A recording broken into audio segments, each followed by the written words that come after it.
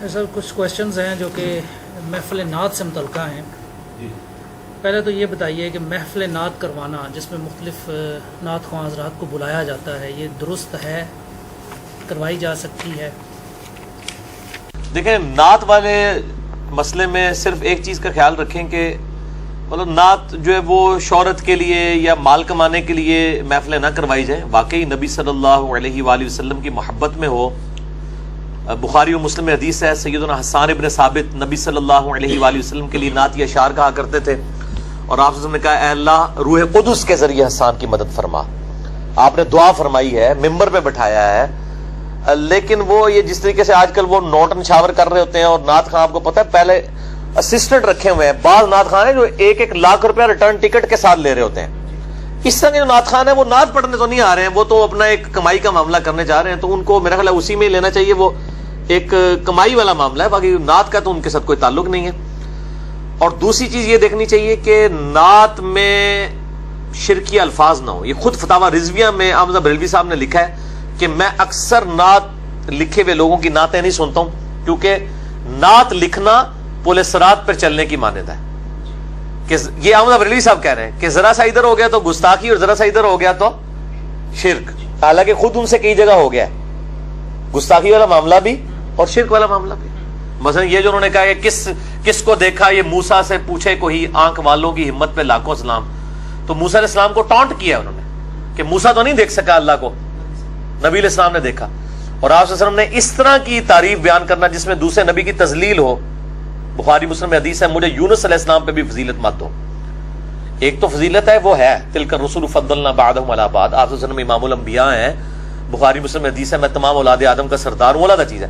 لیکن دوسرے کو نیچا کر کے آپ کو اوپر کرنا اس کی اسلام میں اجازت نہیں. اس قسم کی نعتیں نہ ہو، اور مرد و عورت کا اختلاط نہ ہو، اور باقی جو یہ ڈسکو معاملات جو چل رہے ہیں یہ نہ ہو، اور مطلب کوئی امرد نہ ہو، یعنی بہت چھوٹے بچے اور وہ اس طرح کے ایشوز نہ ہو. ان ساری چیزوں کے ساتھ محفل نعت کے لیے بھی میرا یہ موقف ہے، اور قرات کی محفلوں کے لیے بھی یہی موقف ہے. اور پوری رات کے لیے نہیں ہونی چاہیے، دن کے وقت کریں اور رات کو بھی کریں، 1.5-2 گھنٹے کے لیے کریں. پوری رات کے لیے کرتے ہیں وہ لوگ، صبح جا رہے ہوتے ہیں اذانوں کے وقت گھر جا رہے ہوتے ہیں، کوئی 2-4 ہمارے جیسے ہوتے ہیں جو نماز پڑھنے کے لیے جا رہے ہوتے ہیں. تو اس طرح کی چیزیں نہیں ہونی چاہیے. سر اس حوالے سے ایک کانسیپٹ بھی پایا جاتا ہے کہ نبی صلی اللہ علیہ وآلہ وسلم اس محفل نعت میں تشریف لائے ہوئے ہیں. یہ کانسیپٹ عموماً پایا جاتا ہے جو کرواتے ہیں. اب اس میں 2 چیزیں ہیں.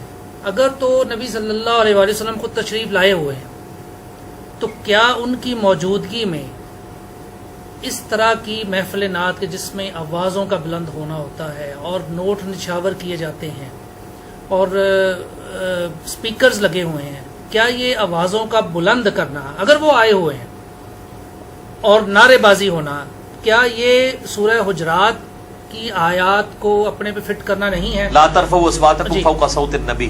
اور اگر وہ آئے ہوئے ہی نہیں ہیں اس محفل میں تو پھر وہ جو کانسیپٹ ہے لوگوں کا کہ جی نبی صلی اللہ علیہ وسلم آئے ہوئے تو پھر وہ جھوٹا ہو جاتا ہے.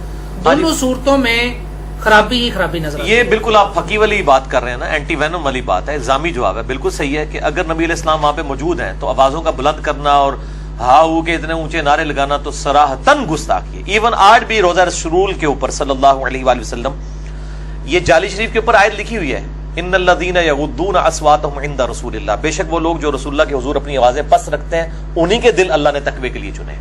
اور صحیح بخاری میں آتا ہے یہ حضرت ابو بکر اور عمر آپس میں لڑ پڑے تھے حضور کی موجودگی میں کسی ایک ایشو کے اوپر جس پہ یہ آیات نازل ہوئی تھی. حضرت ابو بکر عمر کو کہا گیا کہ آپ کی آوازیں بھی بلند ہوئی تو اعمال اکارت ہو جائیں گے. تو یقیناً آپ صلی اللہ علیہ وسلم کے بارے میں اگر کسی نے یہ عقیدہ رکھا ہوا ہے تو پھر ان کو تو یہ پوچھنا چاہیے کہ آپ یہ حرکت کیوں کرتے ہیں. ویسے تو یہ عقیدہ ہی باطل ہے. اچھا آپ وہ ان سے پوچھیں گے، وہ کہیں گے نہیں ہم یہ نہیں کہتے کہ خود آئے ہیں، وہ کہتے ہیں وہاں پہ بیٹھے ہوئے جیسے آپ ٹی وی اسکرین پہ دور سے دیکھ رہے ہیں وہ فزیکلی موجود نہیں ہے. حاضر و ناظر کا کانسیپٹ وہ کہتے ہیں وہاں پہ بیٹھے ہوئے مشاہدہ کر رہے ہیں. میں کہتا ہوں جی نبی علیہ السلام مجھے یہ یقین ہے کہ مجھے بیٹھے ہوئے وہ دیکھ رہے ہیں تو مجھے تو اس طرح کی حرکتیں پھر بھی نہیں کرنی چاہیے. ٹھیک ہے، مطلب آپ کا استاد آپ کے گھر والے کئی چیزیں دیکھ رہے ہوں تو آپ جو ہیں وہ مطلب شرم کرتے ہیں کہ یار اس قسم کی کوئی مطلب مجھے بےہودہ حرکت نہیں کرنی چاہیے، کوئی سیٹی نہیں مارنی چاہیے، کوئی اس طرح کا. تو پھر نبی صلی اللہ علیہ وسلم اگر دیکھ رہے ہیں اس صورت میں بھی غلط ہے اگر انہوں نے وہ عقیدہ بنایا ہوا ہے. ویسے تو یہ عقیدہ ہی اس طرح کا نہیں ہے، ایسا نہیں ہے عقیدہ. باقی ہمارا درود السلام آپ صلی اللہ علیہ وآلہ وسلم تک پہنچتا ہے فرشتوں کے ذریعے، اللہ تعالیٰ پہنچاتا ہے جس طریقے سے بھی. ہم اللہ ہی کو کہتے ہیں اللہم صلی علی محمد وعلی آل محمد.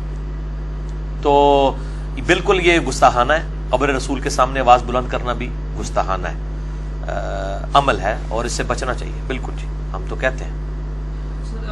اور مسجد کی بھی گستاخی ہے، مسجد میں دیوار ڈالنا بہت اونچا. بلکہ آپ کے فیصل آباد سے ایک آئے، وہ بھائی ریورٹ ہوئے تھے، وہ مجھے بتانے لگے کہ میں پہلے ایک بہت بڑے پیر صاحب کے ساتھ یعنی ریلیٹڈ تھا، تو ہم نے قوالی کا ایک پروگرام کیا. وہ کہتے ہیں وہ پورے ہم نے ٹینٹ وغیرہ لگائے، یعنی مسجد کے باہر تھا پروگرام. اتنی شرم و یام ہے، مسجد کے اندر نہیں کرتے ہیں یہ اس طرح کی حرکتیں. وہ کہتے ہوا یہ کہ پھر وہ بارش ہو گئی. وہ کہتا ہے میرے پاس مسجد کی چابی تھی، میں نے جا کے مسجد کا دروازہ کھولا اور میں نے کہا پیر صاحب کوئی مسئلہ نہیں ہے، اگر باہر نہیں ہو رہا تو ہم مسجد کے اندر پروگرام کرا لیتے ہیں قوالی کا. وہ کہتا ہے کیوں مروان لگاؤ بھائی. کہتا ہے میں نے کہا کہ یہ اگر نیکی کا کام ہے تو مسجد کے اندر بھی ہو سکتا ہے، یہ تو نہیں ہے کہ مسجد کے اندر اگر نیکی کا کام کریں گے تو گناہ ہے.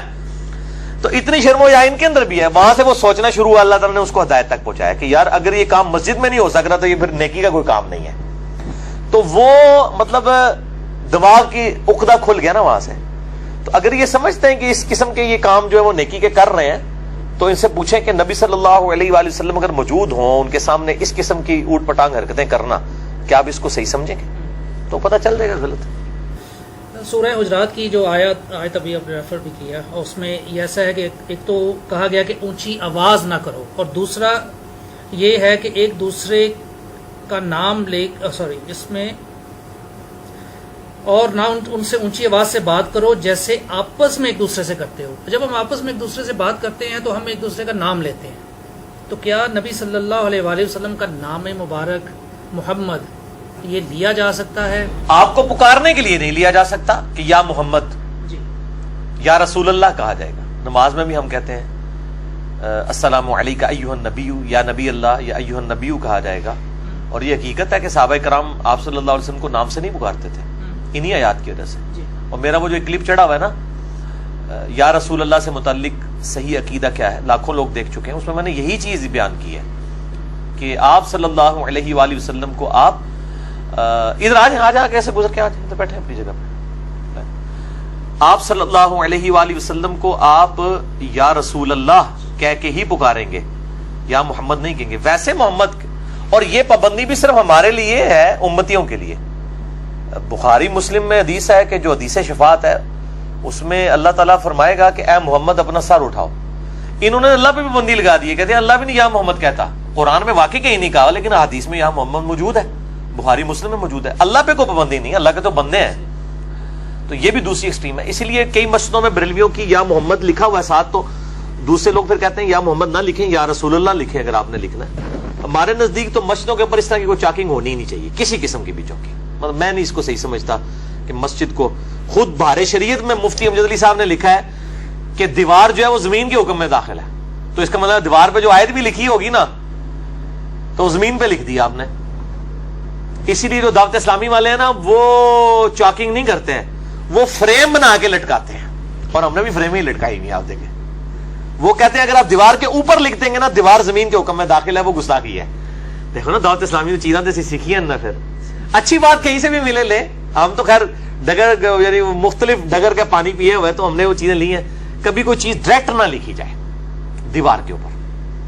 تو یہ یا اللہ یا محمد والا جو معاملہ ہے نا یہ بھی مطلب نہیں ہونا چاہیے اس طریقے سے. اچھا سر، ایک سوال یہ ہے کہ قرآن کہتا ہے کہ اللہ تعالیٰ فرش پر ہے، اور آپ بھی اکثر ترجمہ کرتے ہوتے ہیں کہ قرآن عرش پر ہے. الرحمن علی العرش استوى.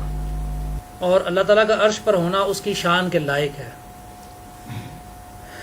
اکثر دعاؤں میں نبی صلی اللہ علیہ وآلہ وسلم کو دعا ختم کرتے ہیں تو زینت عرش ہی لفظ استعمال کیا. غلط ہے، یہ لوگوں نے خود بنایا ہوا ہے.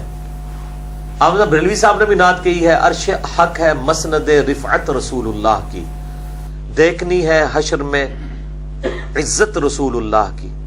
وہ کہتے ہیں کہ اللہ کا جو عرش ہے یہ نبی صلی اللہ علیہ وسلم کی مسند ہوگی. حالانکہ قرآن تو کہتے ہیں عسیٰ ان یبعثک ربک مقاما محمودا. مقام محمود نبی صلی اللہ علیہ وسلم کی رفت کا مقام ہے، عرش الہی نہیں ہے. تارو جمیل صاحب بھی کر رہے ہوتے ہیں کہ جی وہ نبی صلی اللہ علیہ وسلم عرش پہ، اور پھر وہ کہتے ہیں جی وہ جوڑوں سمیت چلے گئے، اور یہ اس قسم کی باتیں لوگ کر رہے ہوتے ہیں.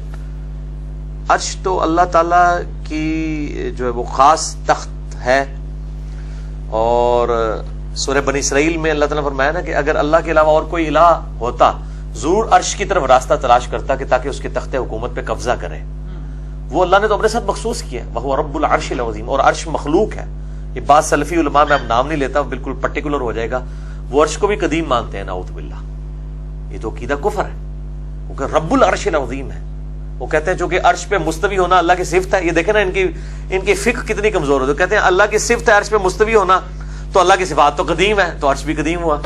سبحان اللہ. یہ کیا فارمولہ آپ لوگوں نے لگایا اللہ کے بندو؟ عرش مخلوق ہے, ٹھیک ہے. تو ظاہر ہے کہ وہ جب اللہ تعالیٰ ثم استوى علی العرش ہوا ہے, قرآن میں جب بھی ہے اللہ نے زمین و آسمان کو پیدا کیا, اس کے بعد عرش پہ مستوی ہوا. اس سے پہلے عرش پہ مستوی نہیں تھا. تو تانوں کی ٹینشن ہو گئی ہے استواء علی العرش عقیدے دا, کہ وہ یہ قدیم عقیدہ تو نہیں استواء علی العرش کا, بعد میں مستوی ہوا ہے جیسا کہ اس کی شان کے لائق ہے, اور ہماری رگے جان سے ہمارے قریب ہے جیسا کہ شان کے لائق ہے. میں یعنی نہ سلفیوں والا عقیدہ رکھتا ہوں نہ حنفیوں والا, میرا درمیان میں ہے کہ معیت کی بھی میں تعویل نہیں کرتا اور استواء علی العرش کی بھی تعویل نہیں کرتا.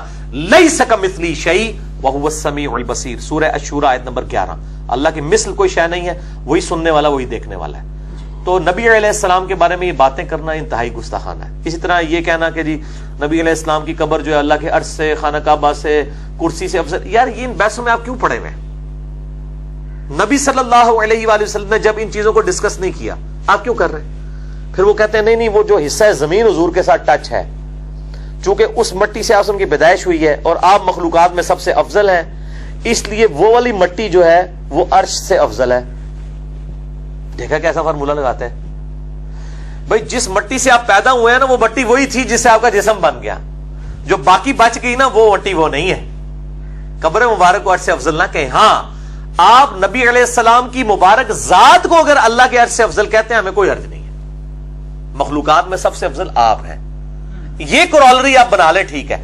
قبر مبارک کو افضل نہ کہیں نہ, کیونکہ قبر سے جو مٹی اٹھا کے آپ صلی اللہ علیہ وآلہ وسلم کی تخلیق ہونی تھی وہ ہو چکی.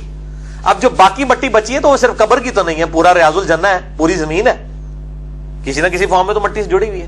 یہ میں ٹیکنیکل گفتگو, چونکہ اب یہ ٹیکنیکل گفتگو ہے, یہ کتابوں ضرورت والی نہیں ہے, یہ ضربہ تقسیم والی ہے, تو این جی ہوئے گی پھر گفتگو.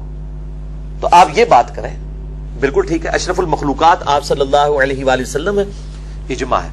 باقی قبر مبارک کے بارے میں یہ بات کرنا, تو اس سے تو پھر وہ کل کو کوئی کہے گا جی چونکہ اب قبر افضل ہے خانہ کعبے سے, لہذا جب کعبے کا طواف ہو سکتا ہے پھر قبر کا بھی ہو سکتا ہے. قرآنری تو ماشاءاللہ ہمارے بریلوی بھائی پھر بنا دیں گے, اور یہ عقیدہ المہند المفند میں دیوبندیوں نے لکھا ہے, اور یہی عقیدہ جو ہے وہ بہار شریعت کے اندر بریلویوں نے لکھا ہے, یعنی متفقہ عقیدہ بنایا. جب دلیل پوچھتے ہیں کہتے ہیں آپ گستاخ رسول ہیں, سوال گندم جواب چنا, تو اس قسم کی انہوں نے باتیں بنائی ہوئی.